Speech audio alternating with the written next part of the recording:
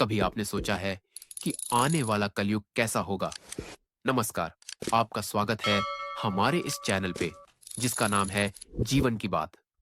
Video शुरू करने से पहले कृपया आपसे अनुरोध है, आप इस चैनल पर नए आए हैं, तो चैनल को सब्सक्राइब जरूर कर ले और बेल आइकन दबाना ना भूलें। और आप श्री राम के भक्त हैं, तो कमेंट बॉक्स में लिख दीजिए जय श्री राम। हिंदू धर्म ग्रंथों से हम जानते हैं कि जब इस दुनिया में अधर्म का बोलबाला था, तब भगवान विष्णु ने किसी न किसी रूप में अवतार लिया और धर्म की रक्षा की। जब यह कलयुग अधर्म के बोझ से गुजर जाएगा, यानी जब यह पाप से भर जाएगा, तब भगवान विष्णु कलकी के अवतार में अवतरित होंगे और कलयुग का विनाश करके सत्य के युग का सूत्रपात करेंगे। लेकिन अभी भी हम में से कई लोगों के मन में यह सवाल है कि कलयुग कैसा होगा। दोस्तों, यह तो आप जानते ही होंगे कि हिंदू धर्म ग्रंथों में समय चक्र को चार भागों में बांटा गया है। पहला है सतयुग, दूसरा है खुत्रजून, दूसरा है द्वापर युग और चौथा है कलयुग।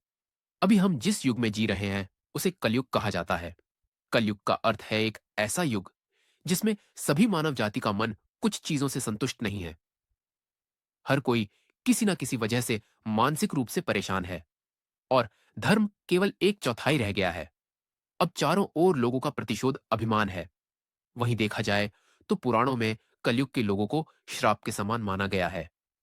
लेकिन दोस्तों, क्या आप जानते हैं कि इस कलयुग की शुरुआत कब हुई थी और यह अभिशाप आने वाले सभी युगों और युगों के लिए रहेगा?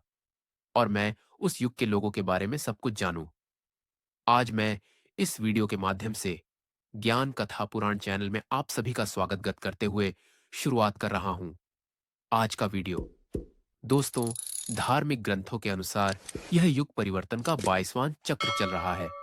इसी प्रकार भगवत गीता में भी इस शब्द का वर्णन है। भगवत गीता के अनुसार परिवर्तन सृष्टि का नियम है। जैसे आत्मा एक शरीर से दूसरे शरीर में जाती है, तो यह मत समझो कि दिन के बाद रात हो जाती है और अनुष्ठान समय के अनुसार बदल जाता है। उसी प्रकार एक निश्चित के बाद युगों का परिवर्तन भी सृष्टि का नियम है और इस नियम को कभी कोई नहीं तोड़ सकता। विष्णु पुराण के अनुसार एक बार शहरी विष्णु से किसी ने पूछा कि प्रभु, इस समय द्वापर युग में है और कालखंड के समय चक्र के अनुसार फिर कलयुग आएगा, लेकिन नए युग को लोग कैसे पहचानेंगे? इस पर भगवान श्री हरिविष्णु ने उत्तर दिया, जब संसार में पापों की संख्या बढ़ जाएगी, तब तुम समझोगे कि कलयुग का आरंभ स्त्रियों से हुआ है। ऐसा होगा कि जो केस अब स्त्रियों का आभूषण माना जाता है, वही कलयुग में स्त्रियां काटने लगेगी। तब सभी स्त्री पुरुष सुंदर दिखने के लिए अपने बालों को रंगे। कलयुग में किसी के भी बाल लंबे और काले नहीं होंगे। फिर जिस दिन पुत्र अपने पिता पर हाथ उठाएगा, उस दिन समझ जाएगा कि कलयुग प्रारंभ हो गया है। इतना ही नहीं, बल्कि यह भी देखने को मिलेगा कि घर घर में कलह और अशांति होगी, कोई नहीं रहेगा। एकजुट जब लोग अपने ही लोगों को मार डालेंगे, तब समझेंगे कि कलयुग अपनी चरम सीमा पर पहुंच गया है।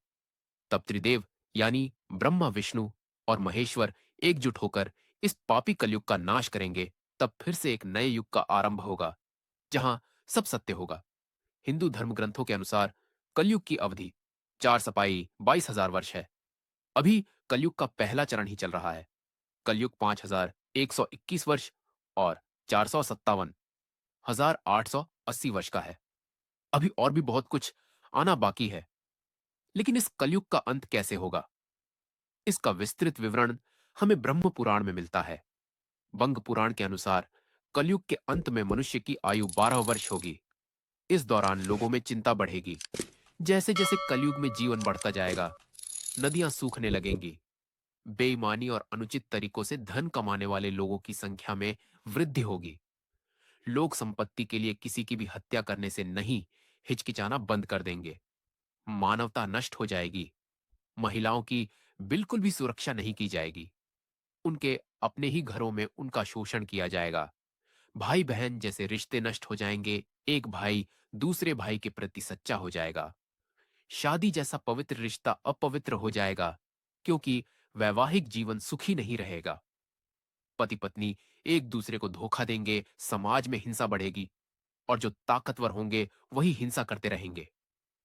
और जब आतंक चरम सीमा पर पहुंच जाएगा, तब भगवान विष्णु कल के अवतार में अवतरित होंगे और संसार की सभी बुराइयों का नाश करके धर्म की स्थापना करेंगे। शिव पुराण और कलयुग के बारे में कहा गया है कि शिव पुराण के अनुसार घर आने के बाद लोग अच्छे कर्मों की जगह बुरे कर्मों को चुनेंगे, सब सच्चाई से मुंह मोड़ लेंगे, एक दूसरे की संपत्ति ले लेगा, लोगों का मन परायेपन का आदी हो जाएगा, लोगों और अन्य जानवरों को मारना शुरू कर देंगे। फिर वह समय आएगा जब सभी नास्तिक और पशु आधारित हो जाएंगे।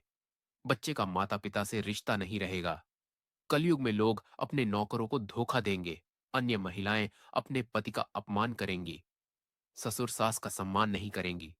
कलयुग में भी स्त्रियां गंदा भोजन करेंगी, उनका व्यवहार बहुत खराब होगा। स्वामी सेवा के प्रति हमेशा घृणा रहेगी। दोस्तों, शिव पुराण में बताई गई यह सभी बातें आज भी बिल्कुल सत्य हैं। अब तक कलयुग के 5,000 वर्ष पूरे हो चुके हैं। कलयुग के खत्म होने में अभी भी लक्षित वर्ष शेष हैं। तो फिर जरा उस समय के बारे में सोचिए, जब कलयुग अपनी चरम सीमा पर पहुंच जाएगा, क्या हो जाएगा।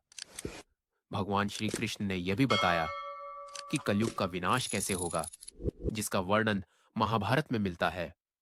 श्री कृष्ण के अनुसार कलयुग के अंत में भयानक युद्ध होगा, अधिक वर्षा, अधिक अंधेरा, बहुत गर्मी पड़ेगी, लोग फसलें काट लेंगे, सब कुछ चुरा लेंगे, केवल मेरा ही हथियारों द्वारा मारा जाएगा।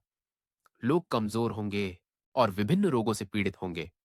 लोग सुस्त हो जाएंगे। मैं हाथों से रक्षा करूंगा। उसके बाद जो नया युग आएगा वह सतयुग कहलाएगा, अर्थात युग परिवर्तन का बावा चक्र पूरा कर दूसरे चक्र में प्रवेश करना। सत्य युग क्या होगा?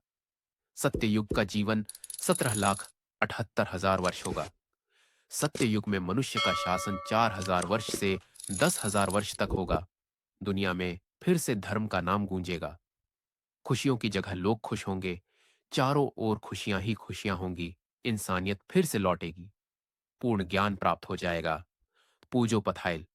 इस दौरान व्यक्ति का शरीर पर पूरा नियंत्रण होगा और आपके साथ मिलन के परिणाम स्वरूप सभी लोग खुश होंगे, अर्थात सृष्टि का स्वर्ण युग सच्चे युग से कहा जाएगा। लेकिन दोस्तों, सतयुग आने में अभी काफी समय बाकी है, क्योंकि हम कलयुग में भी सत्य युग की तरह अपने धर्म और कर्म से जीने का प्रयास करते हैं। क्योंकि धार्मिक ग्रंथों में इसका वर्णन है। प्रिय दर्शकों, कृपया अपना विचार कमेंट बॉक्स में जरूर बताएं और आपको वीडियो कैसा लगा। और अगर आपको वीडियो पसंद आए तो कृपया इसे लाइक करें। जय श्री राम।